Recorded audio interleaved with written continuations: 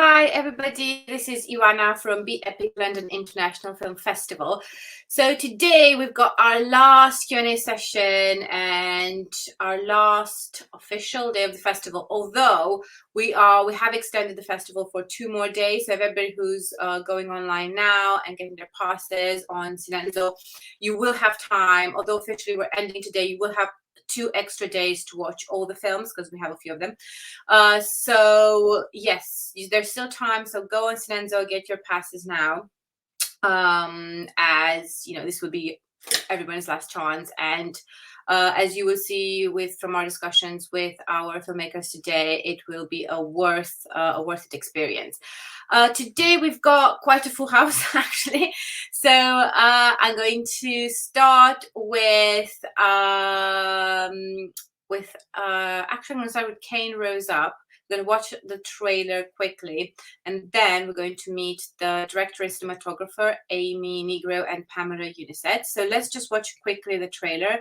Oh, sorry, the teaser, and then we'll get to meet them.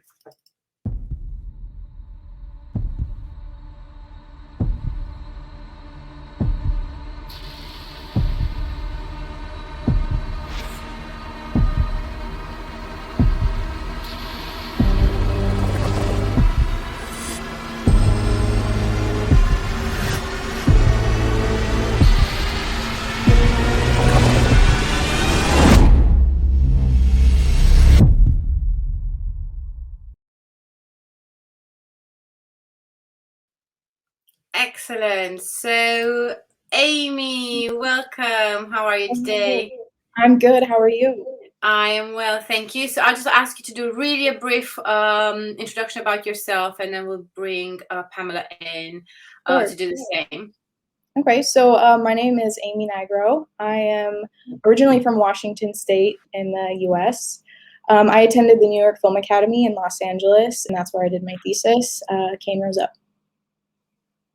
Excellent. Perfect. That was very to the point, very straightforward. Excellent. So, Pamela, how are you? Hi, good, thank you. So, same thing, please. Well, I'm Eunice Pamela. I'm from Mexico City.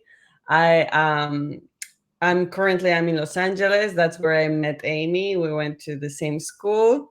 I'm in the cinematography program, and yeah, basically where we shot Cain Rose Up. Excellent. That's excellent. We're going to go back to you later on, but that was lovely. Who's going to do next? Let's do actually we're going to go to our animation, actually The Edge, and get to meet Geraldine and Zaide, who are the directors and writers of it. So let's have a look at the trailer of that and get to meet them too.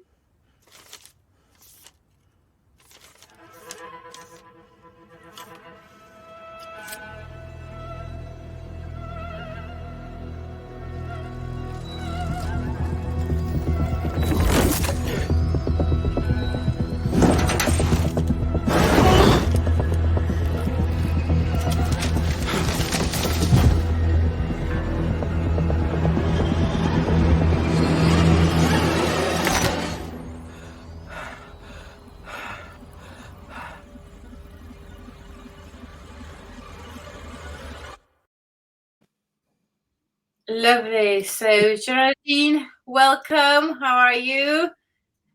Hey, nice to have so me. Quick intro, same thing, and then we'll bring Zaide in as well. Yeah, hey, I'm Geraldine Camisar. I'm from Switzerland, and this is the master film that Zaide and I did together. Yeah. Wonderful. Just to get to know you and just pin you with the films, and that's lovely. Zaide, are you there? Hey. How are you? Hi. So same thing? Yes. Hi, I'm Zaide. I'm the other director of The Edge. Currently living in Switzerland as well, working as an animator. Yes. Lovely. We'll get more information later. Don't worry. We have and last but not least, let's get to go to Circular Ruins, our last director for the day, and it's Wang Zhe we're going to meet.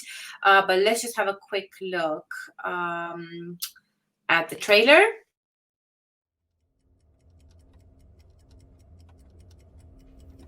你好。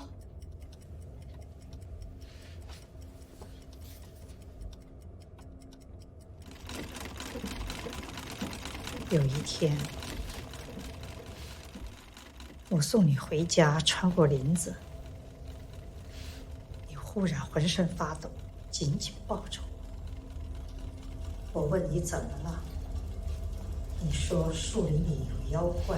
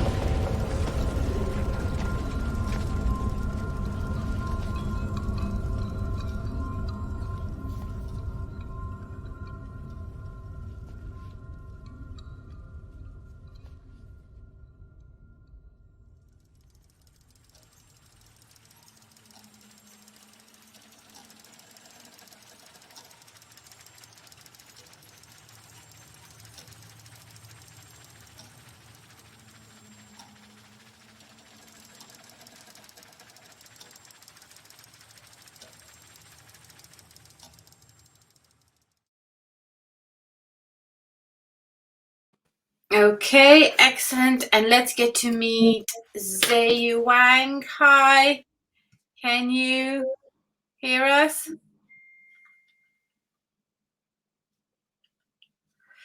Ooh, what's happening there? Zhe, are you still with us? I think we've lost him for a bit. Right at the time, like what would be the timing for that to happen? What's going on? Is he? Oh yeah, he's trying to connect actually. Zayu, are you with us here? I think he's just trying to. Hey, we've got there in the eyes. We've lost you there for a bit. What was the timing for that? I'm just saying. We can't hear you. I think you're muted. So I have a Wi-Fi issue, sorry. That's okay. Yeah, my name is Yi Wang. I usually go by Blake with people I know. And I'm here participating with my short film Circular Ruin. Yeah, I'm graduated from SAIC in Chicago. Excellent. Okay, we've got like last minute. Grant is here as well. Yeah, you made it. I'm going to bring you Grant in a second. So let's just actually, that's great because we're going to have everybody in from the beginning. I'm going to put the director of Metrics. I'm going to put quickly the trailer for Metrics, get to meet him as well, and then we can Hi, start. I'm Tom. I'm a doorman. Let me in! I'm just a regular guy. Why am I here? Business is expanding, and I put out an application for new employees. But other than that, life is feeling pretty meaningless. I don't care. Creepy. 5 fucking seconds!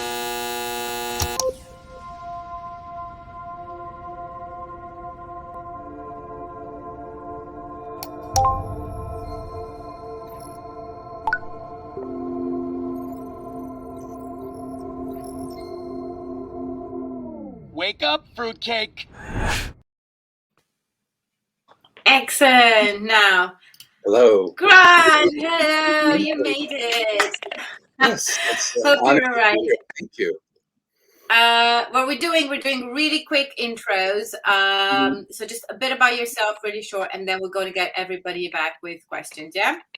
Sure. I'm a writer. I graduated from Columbia. I was an intern at the New Yorker. And basically, I wrote 4 novels, and I wanted to try something different. So I wrote this screenplay. And then I worked with the director to have them make it. And I didn't like what they were doing, so I did it myself. And this is my first film, and I've won several awards, and I'm really happy and honored to be here. And I am 100% human.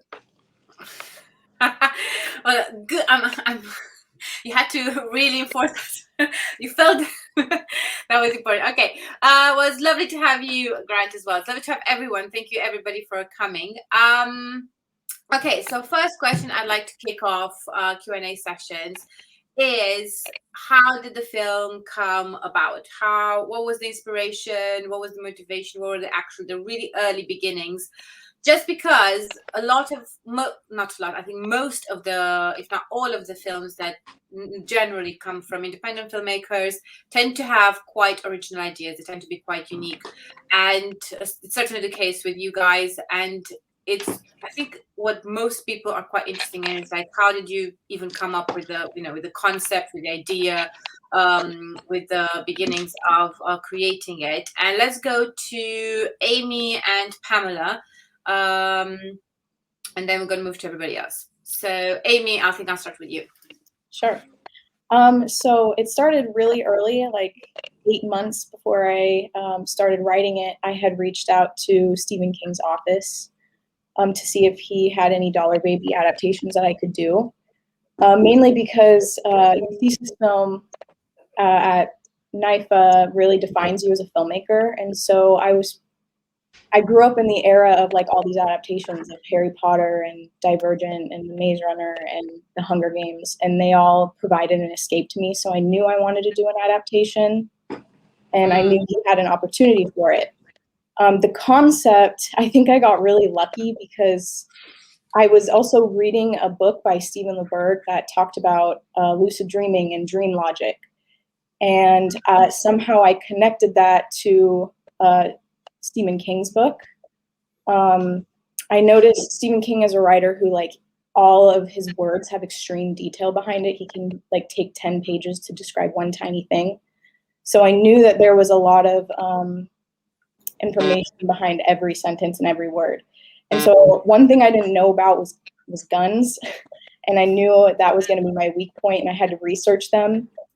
And I found out that in his short story, the gun that he wrote about didn't exist. And so that's kind of how I aligned the concept. Was while I was learning about dream logic, I also noticed that the reality was altered in the book. So that's how the concept kind of developed. And working with Pamela, I had worked with her previously, and I knew she had a really strong vision that I loved working with. So I just reached out to her. Excellent. So Pamela, is that like something that you have sort of collaborated from the beginning and had sort of like influence as well? Right. I did a short film with Amy previously, and we worked very good. And we have this, like, we love very psychological thriller movies and short films, and we wanted to make a very deep story, but very character driven. So the 8 months of prep was, I researched about the look and all the cinematography side, but we focus on the main character, and everything is made for the main character. There is a lot of subtext in every shot. There is like things that are connected. They are not right in the nose, but it's something that we develop in all those months. So I'm very happy with the result, and I'm very excited. Excellent. And well, should you be? That's quite interesting. So you sort of like that, the adaptation of it sort of like enhanced your creative side and sort of like made you explore this. It's quite unusual, yeah, because obviously it's like, I mean, I think, yeah, it's very character driven, the whole story. I think like obviously the gun is important and all that, but I feel like it's far more about the psychological process, what's going on behind him, and what's motivation, and what are the little clicks that sort of like bring that. So that's quite interesting. I'm going to come back to that. I'm not going to go to Zayo because I feel like it's going to be risky business, that one. So let's just go to Zaida and Geraldine.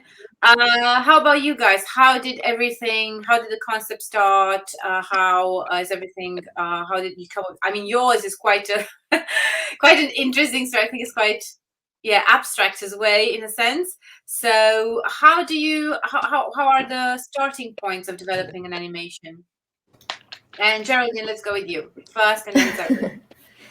Well, basically, we studied together in the bachelor and decided we wanted to go further and do a film together because we did not have the opportunity there.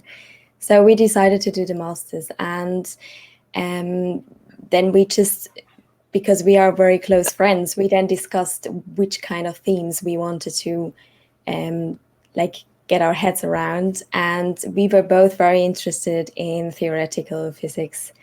So we basically very fast came to the point where we wanted to make a movie about the multiverse and parallelism.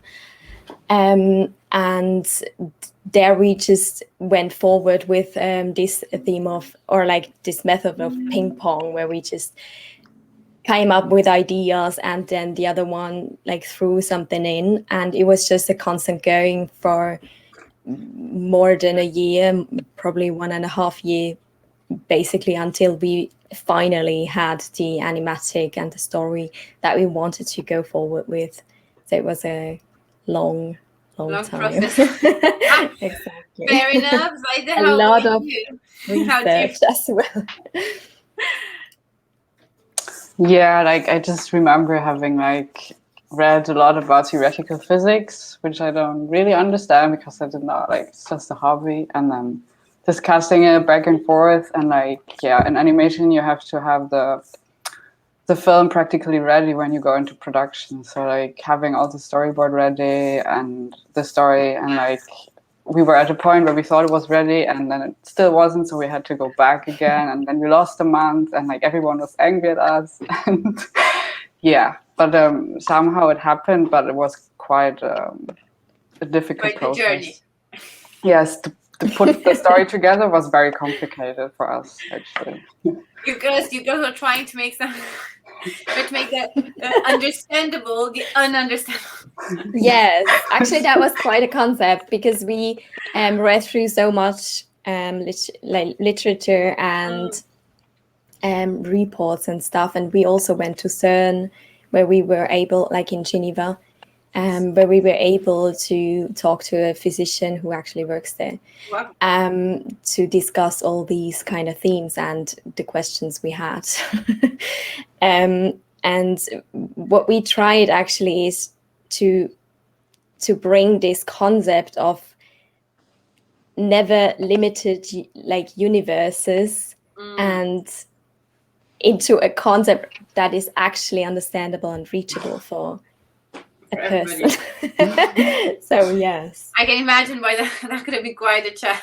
I think you've done it. I think it's quite brilliant, and it's definitely, I think your animations tend to be quite unique as well, and very sort of like visually quite different. They have their own style. But we're going to go back to that as well. Let's go to Zayu. So Zayu, so how about you? What were the beginnings? What motivated you to do that particular story, that particular subject, and the way it sort of developed? So like when the beginning of this film is like I just graduated from school. I was kind of experiencing like a lost stage. I don't know what to do. Then I get this opportunity to work with a contest, and they offer me some money to make a film. So I was just thinking about making something like fun and excited. So just around the time I watched like the Bergman's like Fanny and Alexander, and that film is kind of like a very big like starting point for this story. So I want to make something very poetic and very like wild and very like not making sense.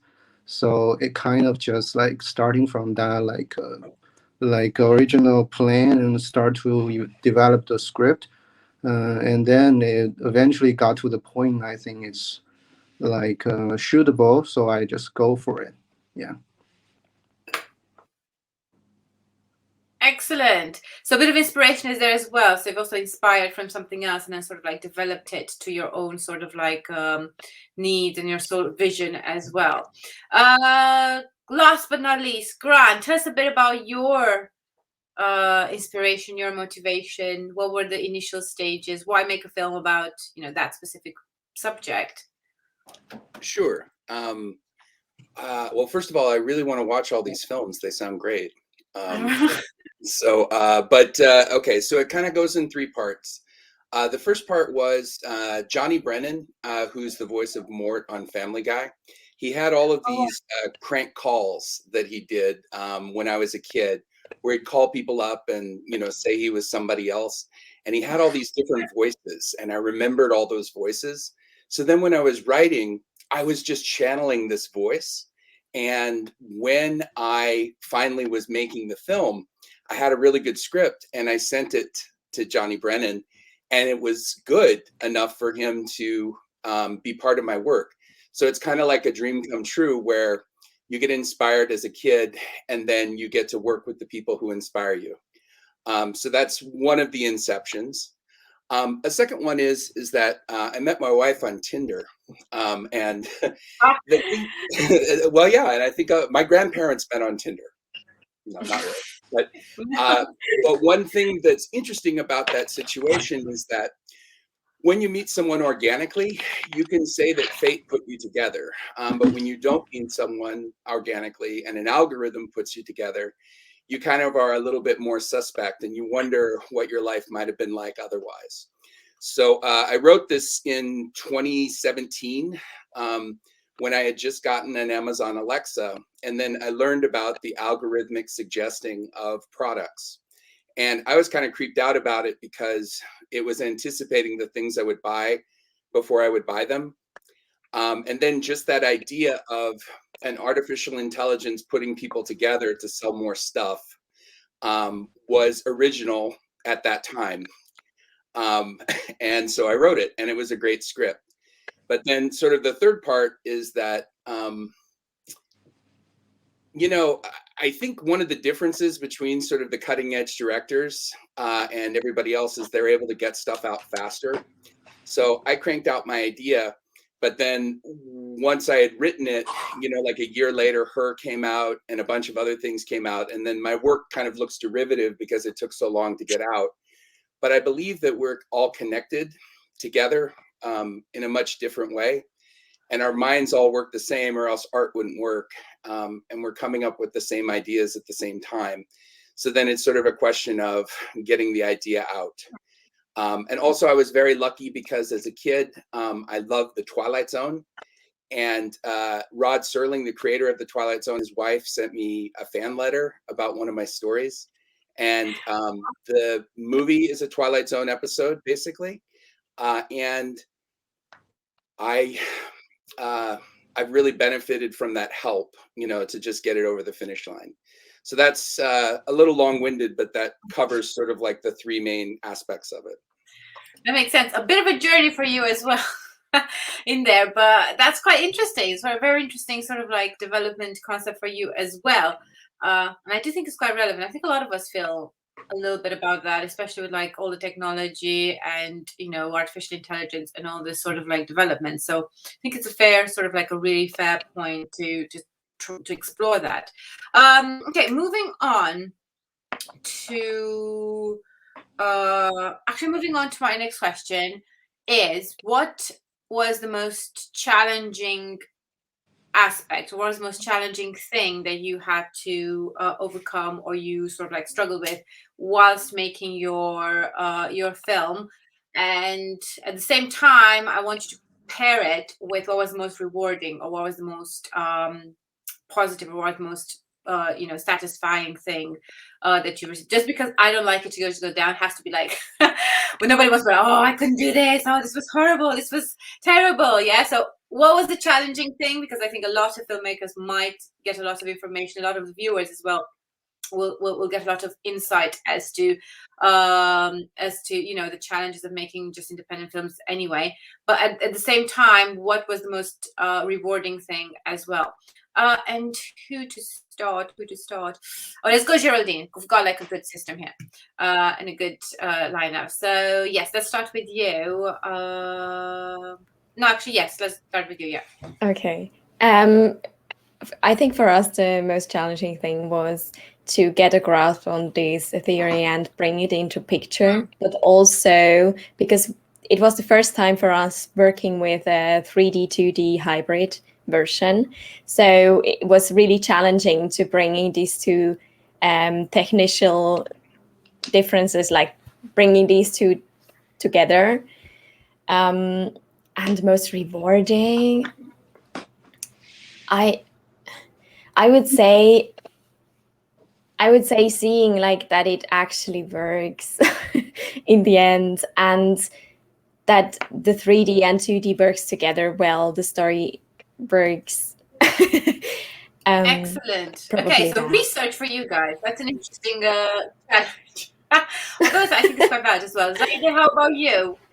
Did you feel the same sort of like challenge in the research, or Yeah, another aspect? yeah, I think so. Like I have another aspect though, like the more the technical aspect. So for me, working with other people, or like having people work for you, and giving directions is pretty like a challenging thing to do as well. Like especially when what you get back is not what you wanted to get back. At the same time, it's very rewarding when it comes exactly the way back you wanted it to be. And then, yeah, it's certainly the most rewarding thing for me is like seeing the film in its whole in the end. This is like just the best feeling ever. Yes. I can imagine. That's yeah. I think it'll be quite challenging for you guys because obviously you are actually dealing with such abstract concepts. It'd probably be really hard to just communicate that. I mean, normally it's hard to like sort of like get everybody together on a set anyway, but might have been particularly hard in your case actually. Let's go to Amy and Pamela. How about you guys? Amy, what was the most challenging and rewarding things for your sort of journey for your film? Yeah, so I would say writing a character that I am afraid of. Okay. That was really it was a challenge that I saw from the beginning, and part of the reason why I chose to write it. But really in the film, we literally step into his mind and understand what he's thinking. And so I think making a film where the audience actually cares about such an evil human being and somehow create sympathy or somehow root for them at the end was really challenging.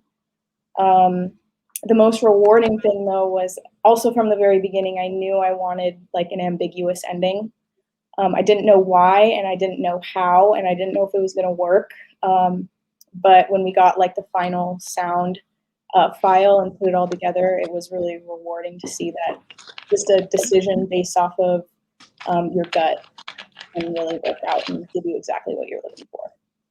That's excellent. So it's very, very sort of like, yeah, and I can imagine as well, because yeah, you would have to like really go deep inside the sort of like psychological side and emotional side of the character. So that could be quite taxing in a sense.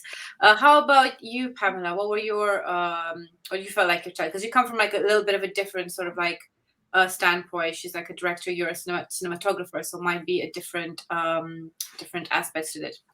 Definitely. I'm more also on the technical side. So my biggest challenge was we had a lot of big lighting setups, and I had to think ahead on the next setup. So while I was shooting a scene, my gaffer was lighting the next scene. So trying to keep that moving because we did so many shots. One day we did more like 35 shots on a 12-hour day in a big studio. So we were like moving around so much, the lighting mostly, but it was pretty fun. And on the other side, the most rewarding is that all our crew was amazing, like camera, G&E, script supervisor, AD. Like we had a great relationship with everybody. All of us are friends. So even though it was very difficult shooting because we were very tight on the schedule and as always budget and everything, we were friends like making a film. So we felt like Amy and I, we felt very like supported all the time. And obviously with the results, like we felt very happy. Excellent.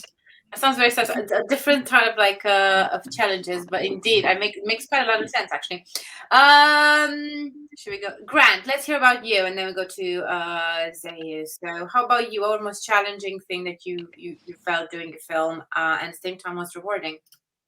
Okay, well, I think for me the most challenging thing is I know the film would have been better if I had known one thing.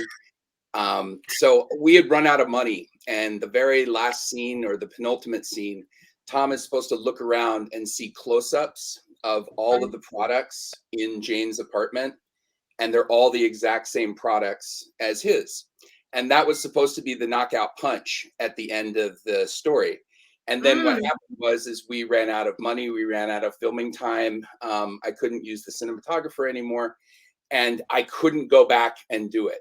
And then if I had known to shoot the most important scene first, I think the film would have been so much better.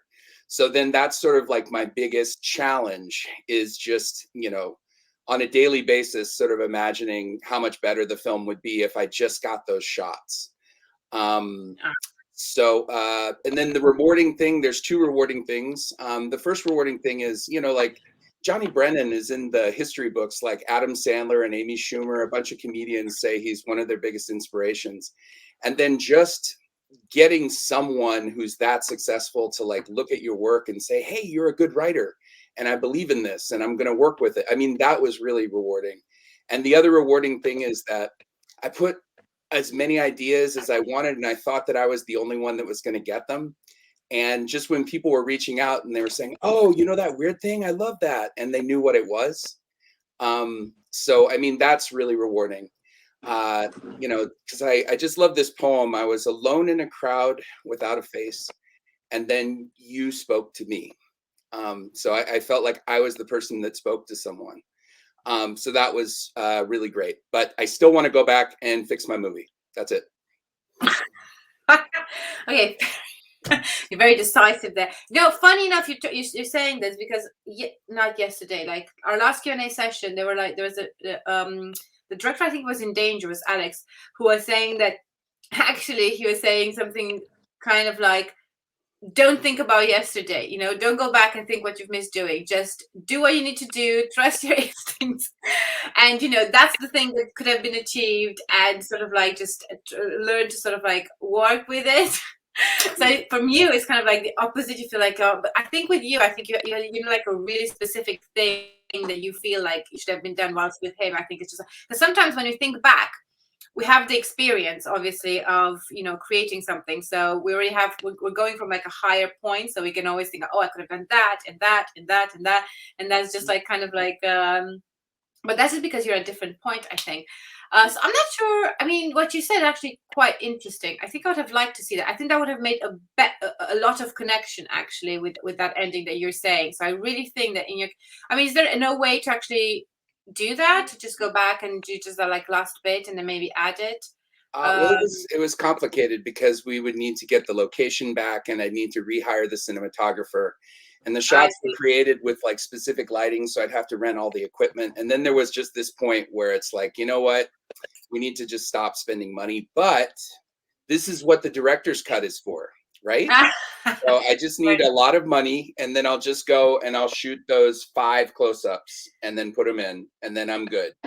And then I would say that I'm satisfied with the movie. I mean, the whole point is that the relationship's a setup because of the products that they bought. And then I feel that that idea doesn't hit home because I'm missing that one piece. So I know what you mean. I think it still comes across quite clearly, to be honest. I don't think, yeah, I do think that you're right. It would have given like that extra punch that is sort of like, but I do think that the idea does come across. So yeah, you're good. Zay, how about you? How are we feeling? Circular Ruins. So rewarding and challenging, actually challenging and rewarding. Yeah. So to me, the most challenging part for making this film is got to be like working with composer long distance during the pandemic. So it's like very hard because I'm not really planned out every like composing elements and also the style and the choices. So it's always like a path of like figuring out and exploring the possibility. And one moment of the score, it feels okay, but the next week and I open it, I feel like something is missing. So it become very challenging, like talking to the composer. And so I end up have to switch like 4 different composer. And yeah, I got a lot of like bad comment from the previous composer before I land the right person. Yeah, but I think it's the experience this kind of difficulty itself has become very rewarding to me. So I like at the end I get to work with someone I really appreciate, and he was super excited about the work, and he really go in and add another layer and texture to the whole film. Oh, I think that's pretty like the biggest like reward I felt when I work away from the project. Yeah. Excellent. So you see, it's quite interesting. Like the biggest rewards actually do come, so sometimes do come from our biggest challenges. So that's quite interesting. Really practical challenge for you there.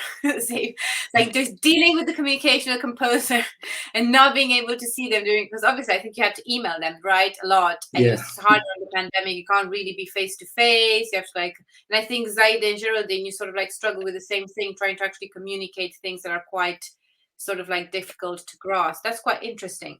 Okay, so let's go to our next questions, which I'm going to pair two of them just to have to like keep on moving. What is the most important lesson that you have learned? Like, what is the most valuable thing you feel you have learned from the experience of making a film or making this film particularly?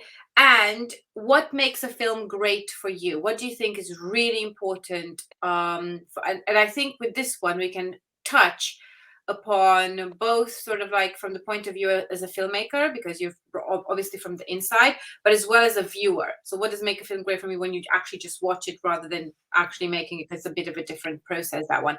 So that would be quite interesting to get your views on that.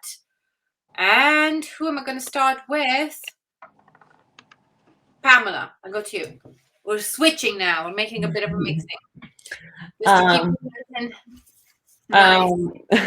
So big lesson, and then what makes a film great from you from both perspectives? Lesson, I would say communication is so important to communicate.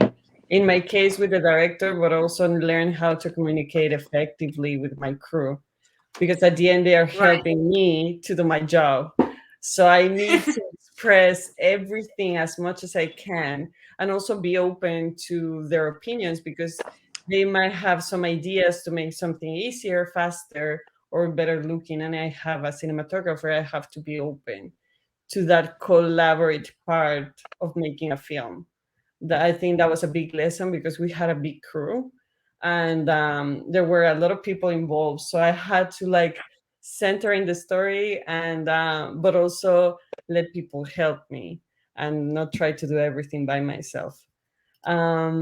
And also, I will say that was my big lesson. And what makes a great film, I think the story.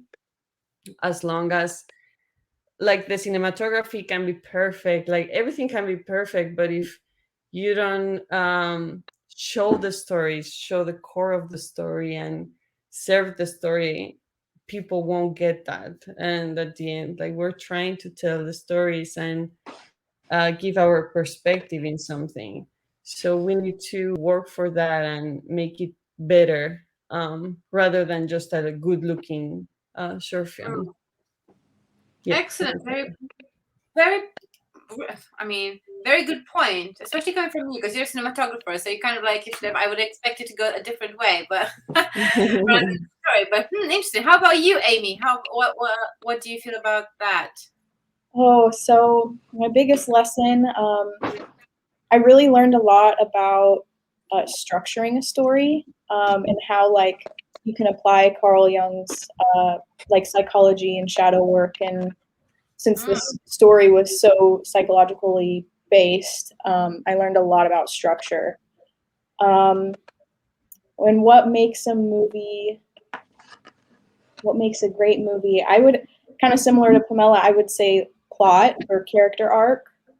I like movies that have helped me have some sort of psychological revelation, that helped me learn something about myself that I didn't see before, or give me a new perspective. I think that makes a great movie. Excellent. Very good answer and very good point as well. Actually, let's go to Zayu. Let's change and mix a bit the order here. So how about you? How do you feel about what the most important lesson that you've sort of learned through the process, and what makes a film great for you from both perspectives? Yeah, for me, like one big lesson is just like the challenge, like communicate and trying to figure it out. Like it goes both way, the communication. But the other kind of great lessons I learned from making this film is like I realized like everything, like including even no matter how much you devoted to this project, at the end it passed away. You have to step away from it and keep going and trying to learn and just improve. It all feeds back to yourself, and just at the end you just have to go, just leave it behind and make something new and accept other challenges instead of like constantly thinking about the film. Yeah, and to me, what makes a good film? I think it's a hard question. But to me, like recently, I might like standard change a little bit. I start to more focus on the acting and how the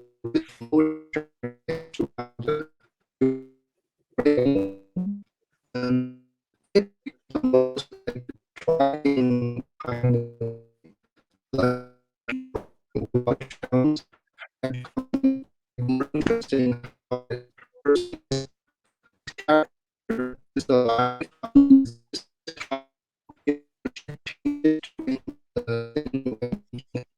external challenges. So I think if a film can do very sophisticated and very elegant like level of like those kind of thing, it will be like very charming for me. I see. So a bit about acting and that sort of like dimension that sort of like well, draws you in as actually interesting. Grant, how about you? How do you feel about lessons, I guess, and about what grabs your attention? What do you think makes a film great to you from both perspectives? Well, I've already spoken to lessons a little bit, but okay, so this relates to a comment that you made earlier. Like, if you talk to a cinematographer, they'll say the best thing about the movie is the cinematography, and that's the most important part. Oh, sorry, I have a motion sensor here. 1 second. Talking about technology taking over your life. Yes, but I'm human, I promise. So basically, depending on I need proof for that. Okay, I'll do my best. But whatever a person's specialty is, they say it's the most important thing. My specialty is writing, so I say it with that caveat. However, if you have a really good script, it's the thing that you're handing to people, and they're deciding if it's worth their time, and if they're excited about it, and if the plot and the story is good, then that kind of greases the wheels across sound, across cinematography, across acting, and then I think that because I'm a writer, I believe I'm biased, but at the same time, I do think that it's sort of the skeleton that everything's based on. And then if you have a compelling project, you can get a lot of people putting in a lot more energy and a lot more work into making it live, just because it inspires them too.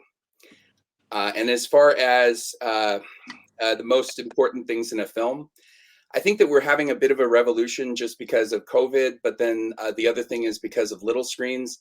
I think there's a big difference between movie theater movies and movies that you watch at home or on a phone screen. There's different distinctions, and I think movie theater movies are really glorious, but then they're really not like the majority of the films that are coming out right now. But my overarching thing is very similar to what everyone else has been saying. Like, the best movies are ones where you feel like you're a different person after you've watched it, and something that sticks with you that you think about again and again sort of throughout your life. And I think that that particular quality of reaching people is quite important and quite rare. So then I believe that that is the quality of a good movie, whether it be on a small screen or a big screen. Excellent. That's a very, very good answer. It's like about the it kind of like feeds into what Amy was saying as well, in terms of like things that stay with you or change you or challenge you or have an impact on you as a person after you watch them, and they sort of like stick with you. That's a very interesting way of yeah, kind of like makes sense as well. Geraldine and Zaida, we've got you guys left. So what are your opinions about lessons and, you know, what makes films or animations in your case great? So yeah, Geraldine, let's start with you. Okay, so first of all, what I've learned is that for me personally, pre-production is key in any production, any film production. So if that means if my budget runs out and I'm still not quite there with the product I want to be produced, then I'd rather invest more time into pre-production without getting any payment. But I think Makes sense. a really, really good pre-production is key for any movie to be great at the end. And if you don't have a product which is worth producing, or an idea which is worth producing, then you might as well just leave it out. That's my opinion. And what I think makes the movie great, or just also script or write like a book, for me is that I realize when a writer is empathic with their characters, if I feel if the story is just like the character does what he needs to do, he or she needs to do in order to get to a point, or rather if a story is happening because a character does what he does or what he wants to do. And that's what I feel personally makes, for me, a story absolutely amazing. And I'm not only talking about human or animal characters, I'm also talking about environmental characters. Just if I feel that the character I look at and I follow through the story really does what he would do or she would do, then I definitely will like the movie in the end. And so if I got the connection, or like if it translates, if the connection or the vision of the director or of the whole team actually transpires and makes sense into the story. Or just like, I just don't like if characters are just written to get to a certain point because the story needs to end like that, or the story needs to achieve this. Because I can feel that, because that's something that is inevitable. Like when you watch a film and after 20 minutes you're like, oh, okay, this is gonna happen, and then it happens, and it's just like, why even bother? Why did I? So you like the twist? Not twists, but just like empathic characters. Makes sense. Zaida, how about you? What is your opinion? What are your lessons and your sort of like preferences when it comes to films, and what makes them great for you? Yeah, so what I learned, or what I'm still trying to learn, is actually kind of managing myself in a production, because I think I do tend to overwork and to only work, and then kind of forget to do certain essential stuff to life, like eating, or I don't know. So like managing me and looking after my well-being after all, like in this whole big scheme, is like kind of important, and I should do that more to avoid burnouts. Also like being conscious that like doing a film or like an animation is kind of like managing a small company. There's lots of different interests that want to mix or like want to have an influence on the movie and on the production, and you kind of have to keep doing yourself and doing what you think is best, and finding your way through all of that. This is like something I still have to learn, but like a lesson I took from that. Sense. I think makes sense, and I think a lot of us do feel like a lot of us feel like because making films is quite difficult. It's, well, on all stages, but I think once we're actually in the active stage of filming, that's when everything is just crammed up and everything is just overly, overwhelming, and you have to do things really fast, really quick, really efficiently. So I do understand. a lot of people tend to like just forget, like, now I'll sleep, a couple of days, that's okay. I just need to do this. So I think a lot of people would be actually would feel like they can relate to that. Okay, so now as we go towards as we have to like sort of end this interview and this Q&A session question, we do like to make things fun towards the end. So what we're going to do is going to make a quick game of truth or dare, and sometimes I let people. I let you choose which one you go, but sometimes I do tend to sort of like hint which one is better to take, the truth or the dare. But I promise I'll try and be less pushy today. But the question is, so I'm going to start now. Oh, I'm going to start with, I don't know, Pamela. I think I'm going to start with you. I know, I feel like you're ready for this for some reason. Everybody else looks a bit more scared, and you seem like more in a comfort zone in this one. So, truth or dare? Truth. Oh, come on. I was thinking a bit okay. dare then. Dare. No, we can go with truth. I'll make a truth for you. Let's make it. So let's do like this. Let's go let's do like this. The most embarrassing thing that's ever happened to you, in your filmmaking career, or like once making film, or in this sort of like, area, let's call it. Embarrassing, I would say like funny. Embarrassing, funny, awkward, any of those work. Yeah, I tend to.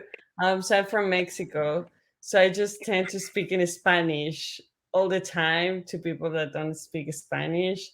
And sometimes I just like start saying like, "Ay, pon la cámara aquí, muévela hacia acá, no sé qué," and just like people just stare at me like, and then I just like leave the set. I'm like, okay, I'll see you in 5 minutes. I'll come around, and then they're like scared that what I just said in Spanish. I'll do it all the time. It's a bad habit, but it's pretty funny. Are they scared that you're knows. swearing at them as well? Yeah. So. Is it like when you speak Spanish? Is it kind of like really sort of like really fast and really sort of? Yeah, I tend to like and scream like very like passive aggressive, and I'm like, pon la cámara hacia acá, muévela hacia acá, muévete para acá, no sé qué. Me voy, regreso en 5 minutos, and I just like leave. And everybody's like, okay, let's just wait for her. Fair enough. That's a good point. Okay, who's next? I'm gonna go to. We're mixing now. Zayu. Truth or dare? Truth. Truth. Oh God, you're kidding me, guys. Okay, truth. Let's have a look. Oh dear. I'm not sure. I have one, and I have to like pick from you guys and see what's. Okay, what's this? Let's do with this one. What's the biggest fear as a filmmaker that came true for you, but also that didn't come true for you? So you have to give us two truths. So biggest fear that came true for you, and biggest fear that didn't come true, but it's just your biggest fear. Yeah. Yeah, I have a lot of fear when it comes to filmmaking.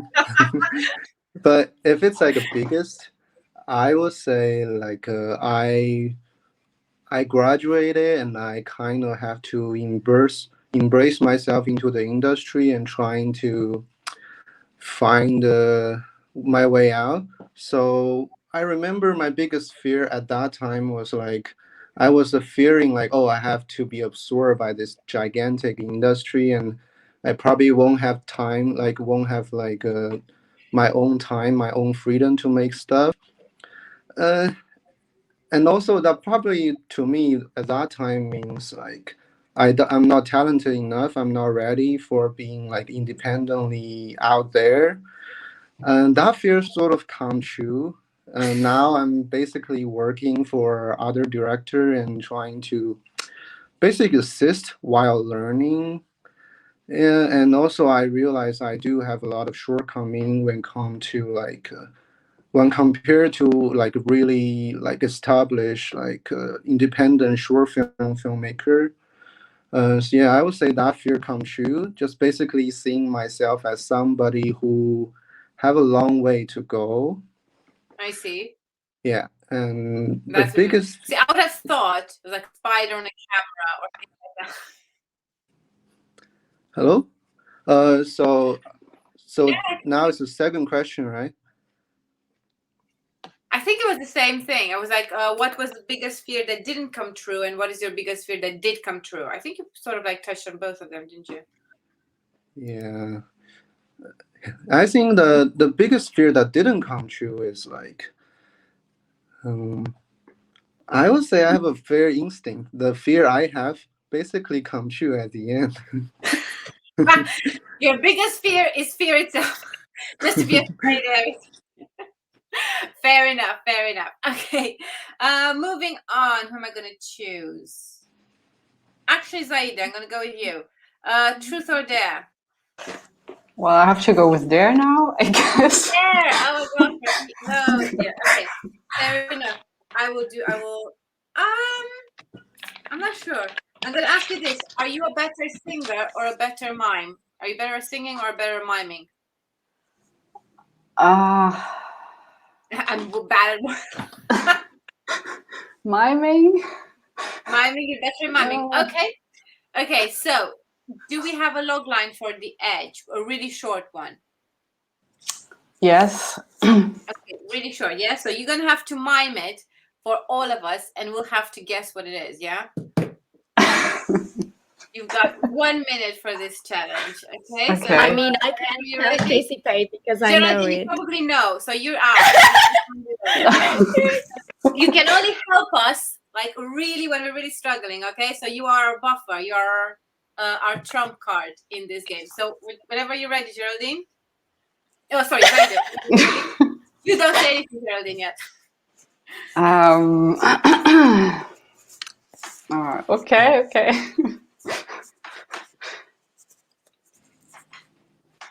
One. Okay.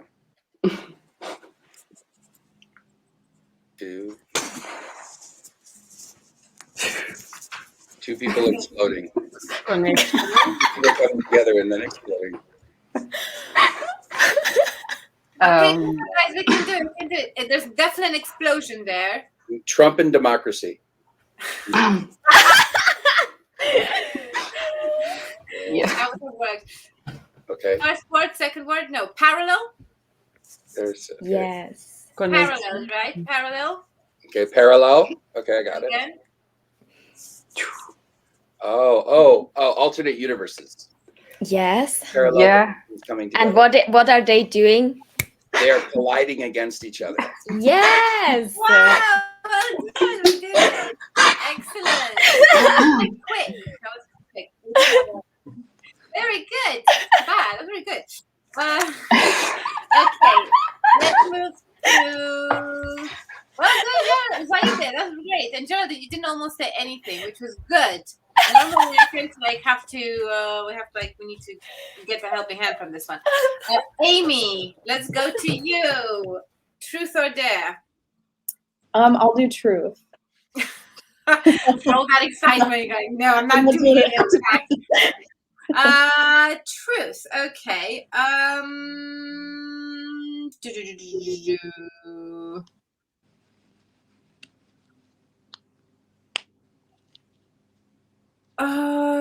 Actually, I'm gonna go with this one. A secret that nobody knows that happened during production, during the making of your film.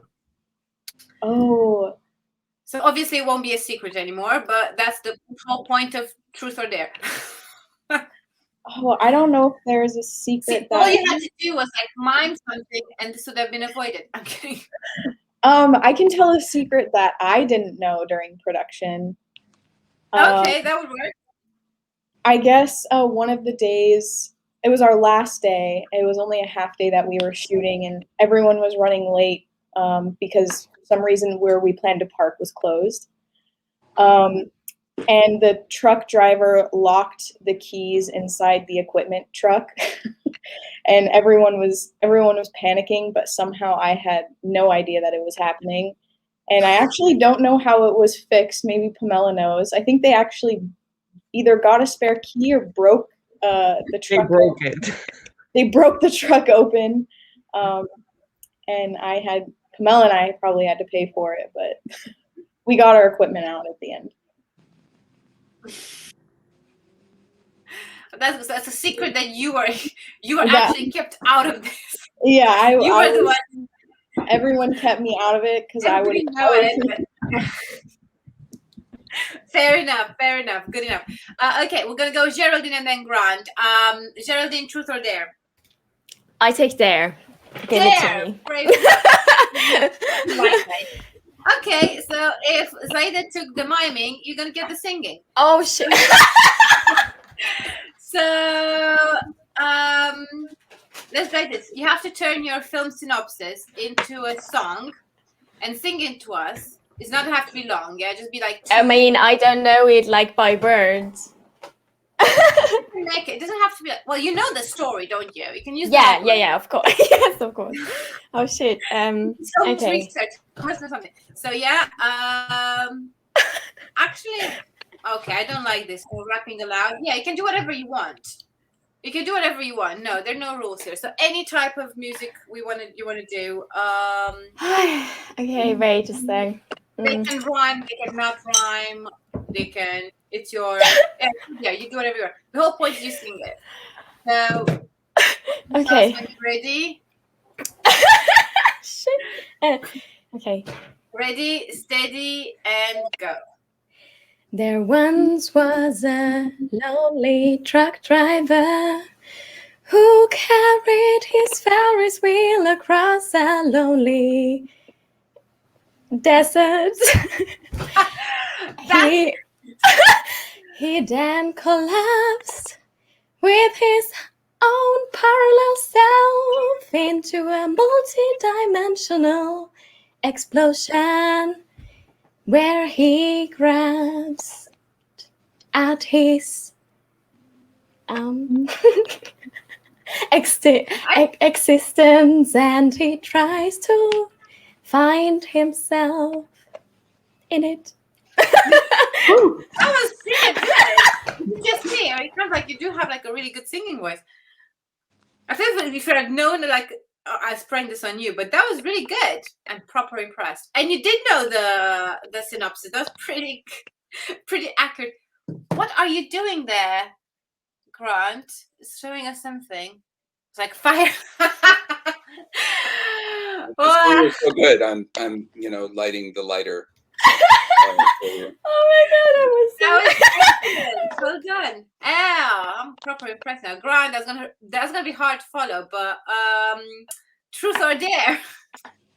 You need to do this too, right? In order for it to be fair. Me? Yeah. Like a sing. Believe, come to us. I'm not gonna stop singing. Oh no, I'll let the group decide the truth or dare for you. But I'm ready for a double dare. Give me a double dare. Double dare. Oh gosh. Okay. Well, you asked for it. Oh no, I'm missing all the dares. And actually, I had to go. Okay, so here's a dare for you. You have to. Do your log line of your film. Mm-hmm. Yeah, in a Family Guy voice. Family Guy voice. Okay. Oh my goodness. Oh, this person was so lonely and he got a little thing to help him not be lonely. And then he fell down the stairs and his shoes came off. And then he went to the optometrist with his glasses and his shoes so he could have them. That's really good. Oh my god. That's more from Family Guy. but it's also I Saul Rosenberg. I know that was really good, and I was like, maybe that's too easy for you. Actually, I was getting excited, but then this was not supposed to be that easy either. Double Dare. Well, I meant more of an extreme dare, but I'll do two if you want.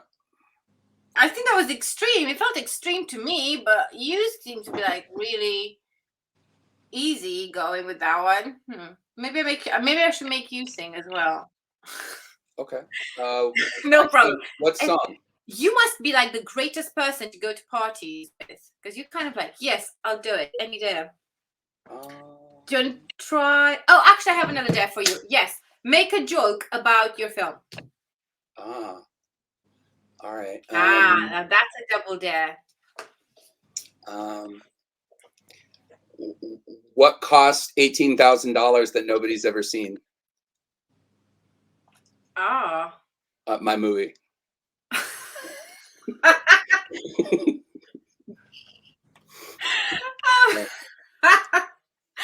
Okay, that is very good. I think most of a lot of filmmakers will be like, yeah, I could apply that.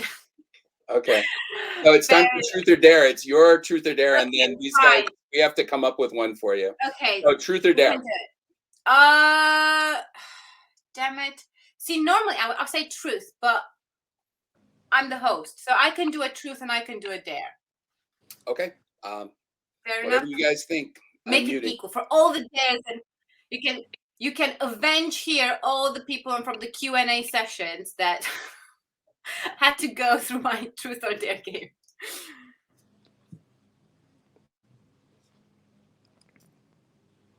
Go on. I'm gonna be like. Well, I mean, I thought you're gonna say. Make me sing, yeah. No. I thought you're gonna say to Grant, this is okay. Don't get me wrong. This is a bit sexist. Don't get me wrong. But I thought you're gonna say, do your log line with only flexing. Yeah. Okay. No, it's not so funny. It's not so funny. You do that? Yes. You would be great going at parties as well. I think. No, I'm a bit cringy. Let's call it that. Yeah. Oh dear, I think it's not. Look, I've got one. What's your truth? What's your most embarrassing celebrity crush? Like a celebrity that you have a crush on, but you're like, oh my god, why, and you don't tell anyone. Oh shoot, I've got so many. Most of them are like that. No, I'm kidding. I don't know. One that is really. Oh. Do you know who I find oddly attractive? And this is really embarrassing. You know, what's his name? Oh, I should know. It's Kramer from Seinfeld. Do you know? Oh my! I know. I like that. Oddly attractive is the title of my next film. You should. Nice to put that in as well, using my embarrassment to just do a bit.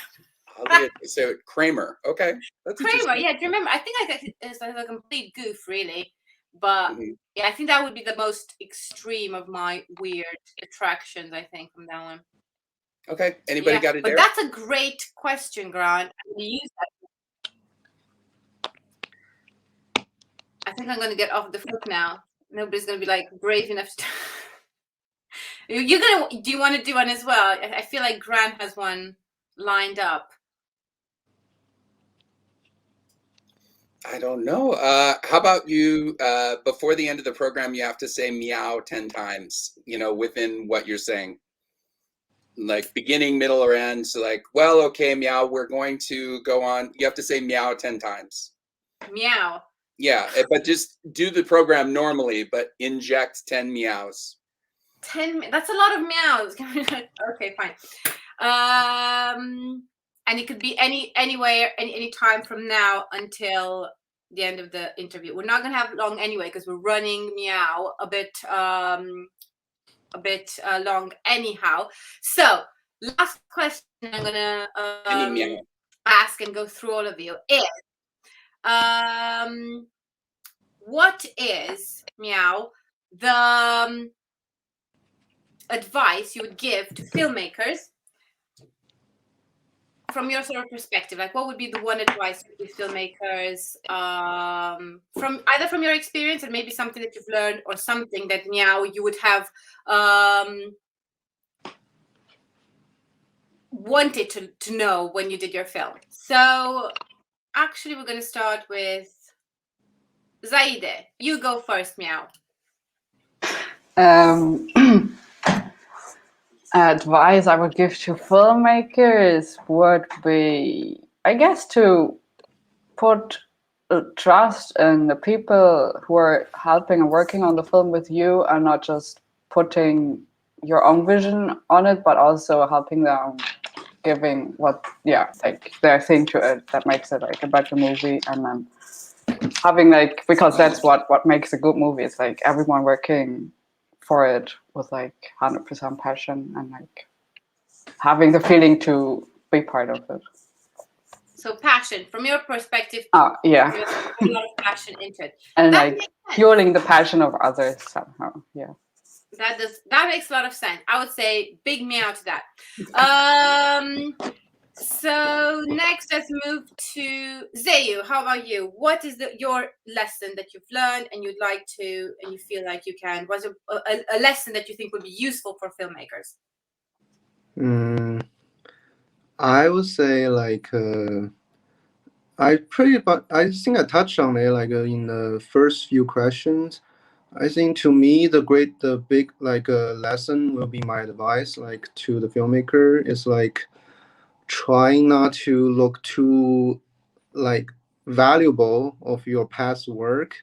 I mean, don't build too much expectation for it, and just trying to know it's all for a process of learning.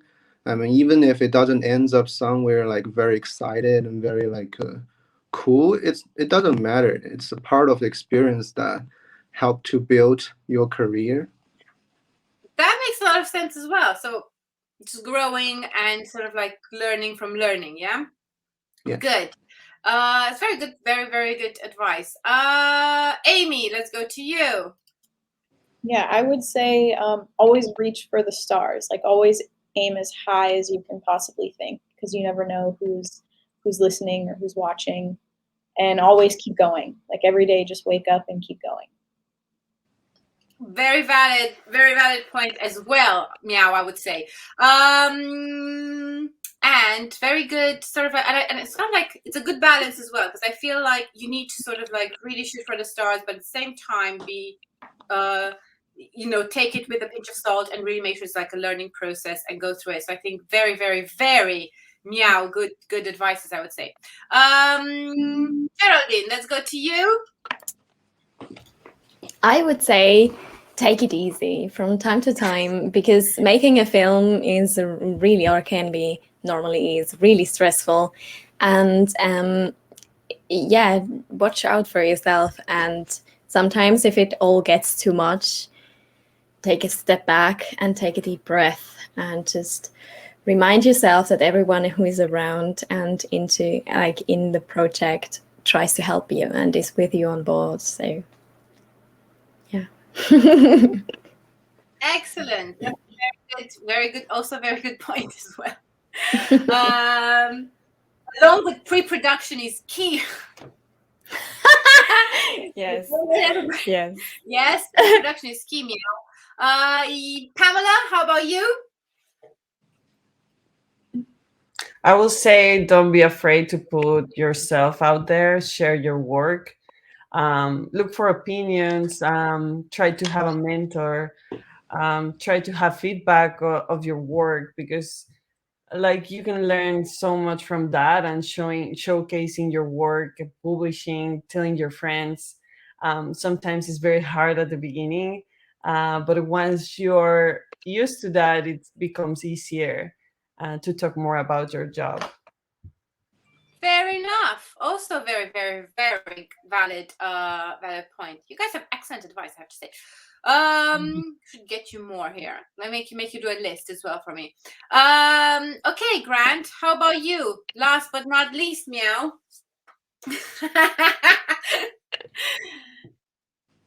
I can't hear you. You're meow. Okay. Oh, that's okay. I've already spoken to the value of looking at your last scene first. But I would say that the most important thing, so there's a little bit of swearing coming, so cover your ears. They say, if you want to write a poem about two dogs fucking, you write a poem about two dogs fucking, and then you get a poem about two dogs fucking.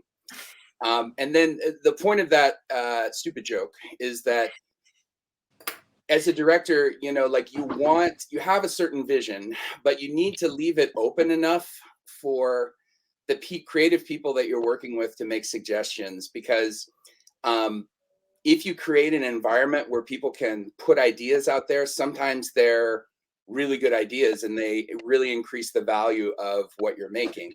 But then if you close everything down and say, no, no, no, it has to be this way, like your film does not benefit from the talent of the rest of your team.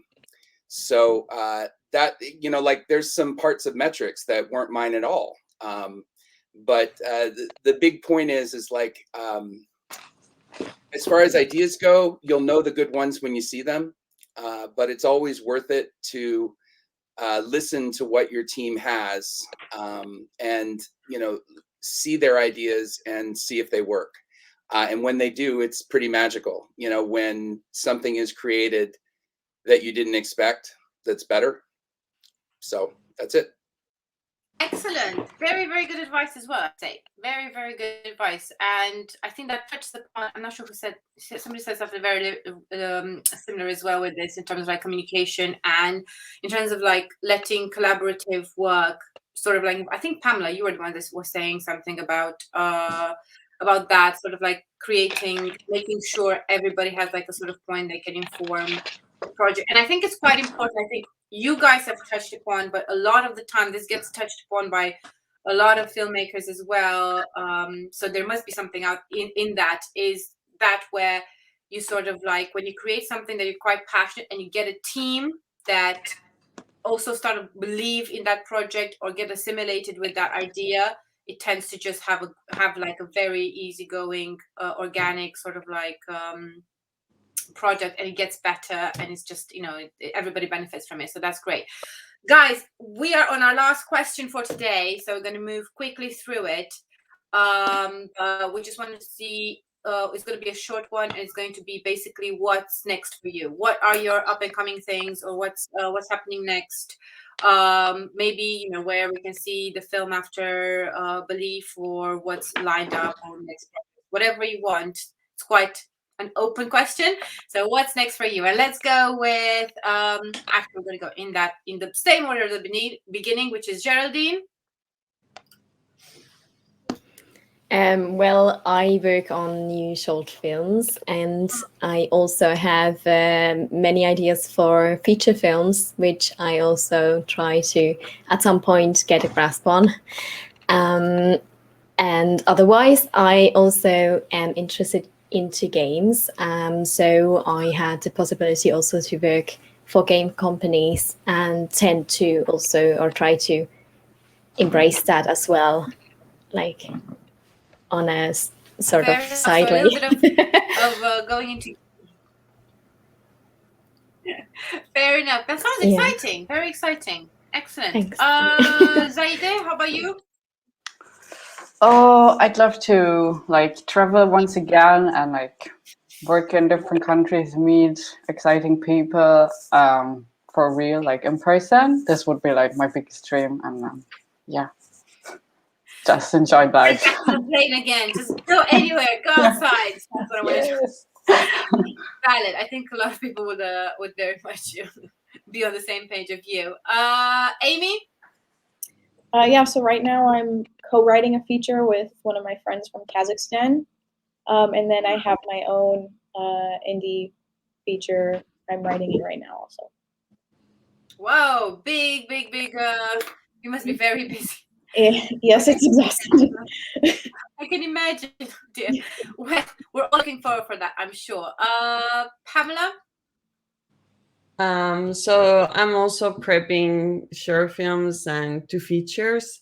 And also I'm developing an app for cinematographers, and also I'm like doing a project to build a community of female cinematographers, mostly Latinx in around the world. Wow, that sounds very, very, very like busy schedule for you. Do you sleep? Zaiden, you might have No. like we need to have a chat at some point. No. No, you don't sleep. No, I mean no sleep.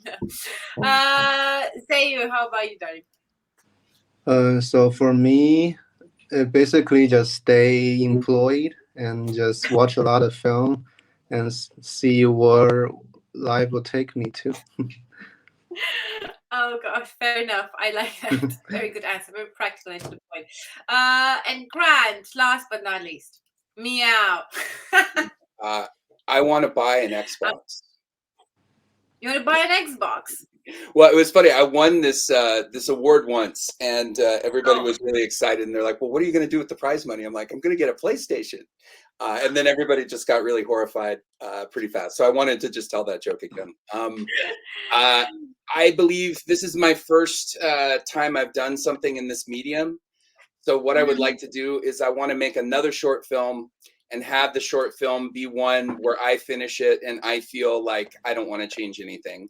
And I don't know if that's realistic for any of us. No. But with metrics, I feel like we did everything that we could with what we had and with the shots that we had. And then I believe that with better planning and better leadership, I could make something that's that I'm pretty satisfied with. Fair So enough. another short film is the answer. Another short film.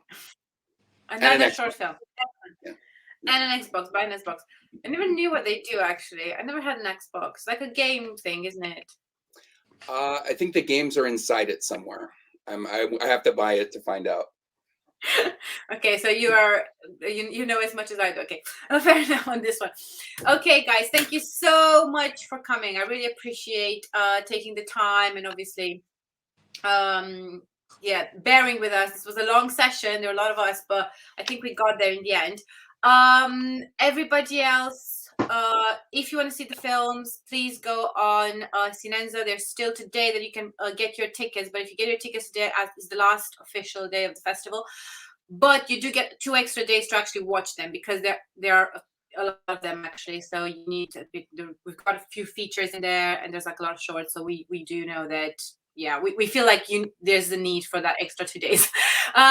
So yeah, this is the last chance though to get that pass. So everybody, please go in there and get to see these amazing films. And yeah, try and support. Let's do our best to try and support independent filmmakers because look how cute and talented they are, and lovely and funny and intelligent and ambitious. So leaving you with this, this is our last Q&A session. So big round of applause to everybody. Yay! And yeah, we're looking forward. Oh, and don't forget to rate the films as well. That's quite important. Or leave your comments. That's very useful for both filmmakers and ourselves. And without that, I will say until see you all next year, hopefully. And a big meow to everybody. Thank you. Bye, everybody. Thank you. Thanks. Bye. Bye. Thank you.